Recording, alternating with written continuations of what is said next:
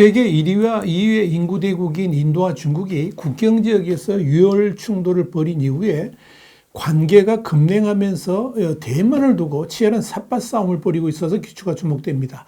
심지어 인도는 대만과 사실상의 경제동맹 수준의 관계까지 격상할 조짐을 보이고 있어서 이 중국의 대응이 주목됩니다.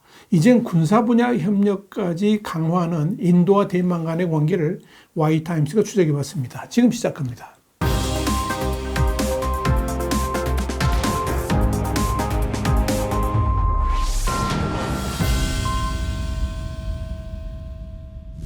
홍콩의 사우스차이나 모닝포스트는 5일 인도가 2020년 6월 중국과의 국경지역 유혈 충돌 이후에 양국 간의 관계가 냉랭해지자 대만이 인도와 새로운 우호 관계를 형성하며 이득을 얻고 있다. 이렇게 보도해서 주목을 끌었습니다. 사우스차이나 모닝포스트는 2016년 차이잉원이 대만의 첫 여성 총통으로 선출되었을 때 모디 총리가 이끄는 인도 정부는 중국 본토와의 관계를 의식해서 취임식 참석을 위한 공식 대표라든지 국회의원을 보내지 않았지만 4년 후에 차이 총통이 재선에 성공한 후에 정치적 고려사항이 변했다고 판단한 모디 총리는 태도를 바꿔서 코로나 바이러스 팬데믹을 감안해 인도 국회의원 2명을 파견했다고 전했습니다. 당시 차이 총통의 두 번째 취임식에 참석한 2명의 인도 의원이 모디 총리의 축하 인사를 전하자 이에 뿔난 중국은 국제사회에 하나의 중국 정책을 고수할 것을 촉구하기도 했습니다.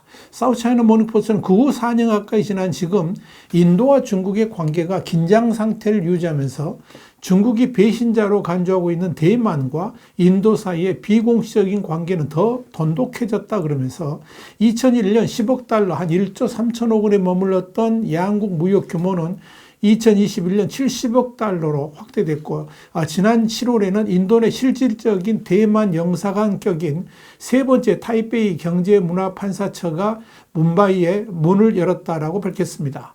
또한 대만 전자제조업체이자 미국 애플에 부품을 공급하는 최대 협력업체인 폭스콘은 중국 본토에서 벗어나 사업 다각화를 위해서 지난달 말에 인도에 16억 달러 규모의 투자를 발표했습니다. 인도 정부는 아울러 세계 최대 파운드리 그러니까 반도체 위탁 생산 기업인 대만 TSMC의 공장을 유치하려고 공을 들이고 있습니다.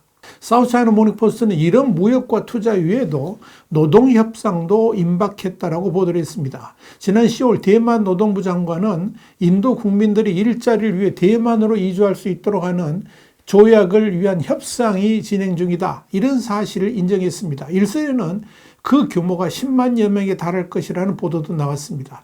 그만큼 초대 규모의 인적 교류가 진행될 예정이라는 겁니다.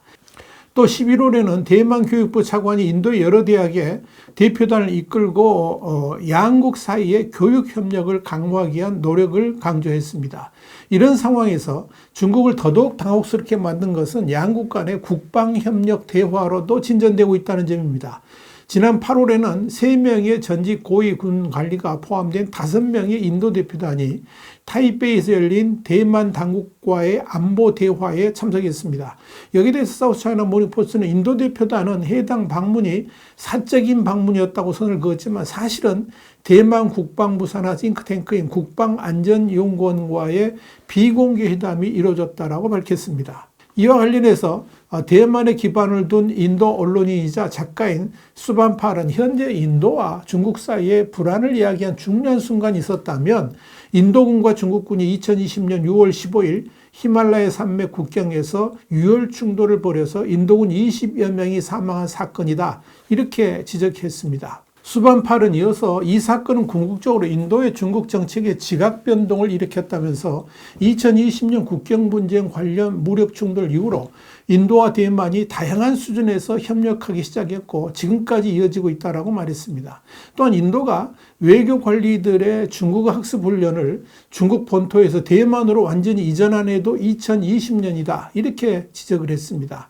인도 시부 나다르 대학의 자빈 자콥도 먼저 공통의 경제적 이익이 증가한 다음에 정치적 또는 전략적 이익이 증가하는 것을 기반으로 논리적으로 발전했다. 이렇게 말을 하면서 대만 기업들이 중국으로부터 벗어나서 다각화하고 중국이 인도와의 국경지대에 대한 압박을 강화하면서 인도와 대만은 자연스럽게 서로 할 일이 많아졌다라고 분석했습니다. 헤리티지단의 제프 스미스도 대만과 단교하는 국가들이 이어지면서 대만의 외교적 공간이 점점 줄어들고 있지만 대만과의 외교적, 경제적 관계를 강화할 새로운 방법을 모색하는 나라들이 있고 그중 인도가 가장 중요할 수 있다라고 설명했습니다.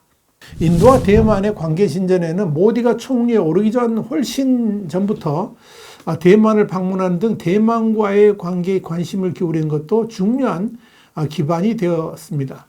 그 덕에 2014년 모디의 총리 취임식에는 당시 뉴델리 타이베이 경제문화판사처의 대표가 초청을 받기도 했던 것입니다.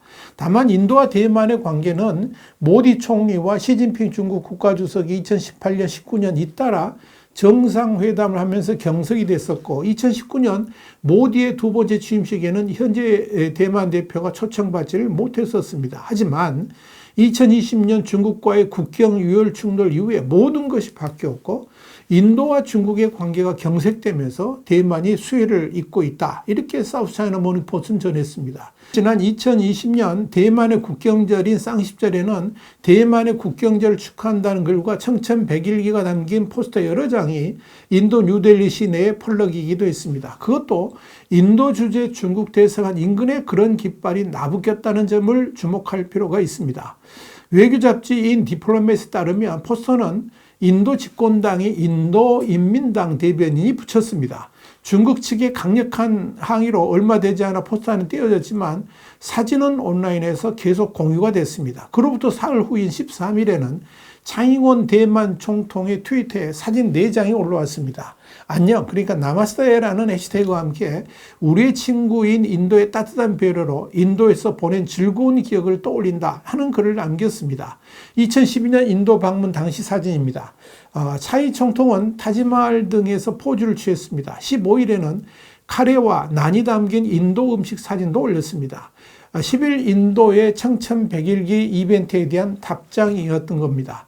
이렇게 인도는 대만을 띄웠고 또 대만은 이에 적극 화답을 한 겁니다. 어찌 보면 인도가 대만의 대변인 역할을 톡톡히 하고 있다 봐도 과언이 아닐 정도입니다. 특히 당시 인도 방송 인디아 투데이에는 우자우세 대만 외교부장이 출연해가지고 대만은 국가이며 중국과 대만은 별개라고 계속 강조를 했습니다. 하나의 중국이, 철칙인 중국이 들으면 펄쩍 뛸 말이 인도의 TV에서 공공연하게 노출된 겁니다. 그렇다면 인도는 왜 이렇게 대만을 적극적으로 띄우고 지원하는 것일까요? 이유는 간단합니다. 적의 적은 친구이기 때문입니다. 사실 인도에서의 반중 물결은 엄청납니다. 특히 지난 2020년 6월 인도와 중국 군대가 국경지대인 히말라야 산맥 라다크 가라완 계곡에서 충돌했었는데 당시 못이 박힌 몽둥이를 든 중국군의 흉기 공격에 인도군 수십 명이 숨졌습니다. 이후에 인도 전체의 반중 물결이 일었습니다. 정부가 틱톡 등 중국산 스마트폰 앱 사용을 금지를 했고 시민들은 중국 오선기를 불태웠습니다. 그때 이어지니 지금까지도 남아있는 것입니다. 인도는 중국을 아프게 할 전제로 대만을 떠올립니다. 그래서 2020년 6월의 충돌 사건 이후에 인도는 적극적으로 친대만 행보를 보이기 시작했던 겁니다. 여기에 대해서 외교 전문지인 디플로맷은 인도는 대만과 공식 외교 관계를 맺고 있지는 않지만 2010년 이후에 하나의 중국 원칙을 공개적으로 지지하지 않고 있다. 그러면서 영토 분쟁 지역인 카슈미르에 대한 중국 입장에 대한 불만 때문이다. 이렇게 분석을 했습니다. 역사적 배경도 작용을 합니다. 티베트 망명 정부는 1960년 이후에 인도 다람살라에 근거하고 있습니다. 인도는 중국과 외교 관계는 맺고 있지만 티베트 문제에서 애매한 입장을 보이고 있습니다. 디플로맷은 이어서 중국과 인도 관계가 유태로운 시기에 인도에서는 대만이나 티베트 단어가 자연스럽게 등장한다 그러면서 이번에도 대만은 중국을 곤란하게 할 인도의 중요한 카드로 부상했다라고 분석을 했습니다. 인도가 정치적 이유로만 대만을 챙긴 건 아닙니다. 경제적으로도 밀접하게 움직이고 있습니다. 대만 입장에서도 떠오르는 강국인 인도와 긴밀한 관계를 유지할 수 있다면 대만의 위상도 올라갈 수가 있을 것입니다. 인도와 대만 간의 관계를 보면서 중국이 그동안 국경을 대하고 있는 국가들과 보여온 영토 분쟁이 외교에 얼마나 부정적 영향을 미치는지 단적으로 보여줍니다. 중국과 인도 간의 영토 분쟁은 현재도 진행형입니다. 지난 8월에도 모디 총리와 시진핑 주석이 남아프리카 공화국에서 열렸던 브릭스 정상회의에서 국경 긴장 완화에 합의한 지 불과 닷새 만에 또다시 국경 분쟁이 재점화됐습니다.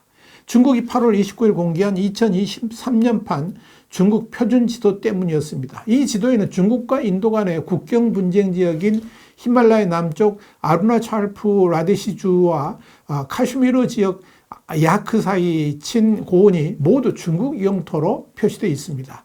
아루나찰프 라데시주는 인도가, 야크 사이 친 고원은 중국이 실효 지배를 하고 있는 곳이기도 합니다. 이날 중국의 지도 공개에 인도는 강하게 반발했습니다. 수브라마니암 자이상카르 인도 외교장관은 인도 뉴스 채널 NDTV와의 인터뷰에서 중국이 인도 영토에 대해서 터무니없는 주장을 하고 있다. 그렇다고 해서 인도 영토가 중국 영토가 되지는 않는다. 이렇게 말했습니다.